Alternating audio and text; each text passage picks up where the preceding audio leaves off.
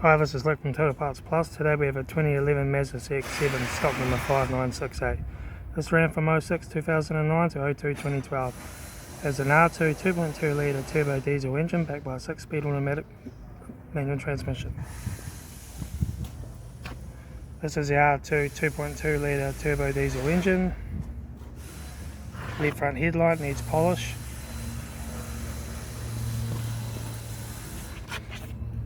Left front 18-inch factory alloy mag good tyre. Left front mirror. Left rear 18-inch factory alloy mag good tyre. Left rear tail light. Right rear tail light. Rear tailgate no dents. Right rear 18-inch factory alloy mag good tyre. Right front headlight needs polish. Right front guard no dents. Right front 18-inch factory alloy mag good tyre. Right front mirror.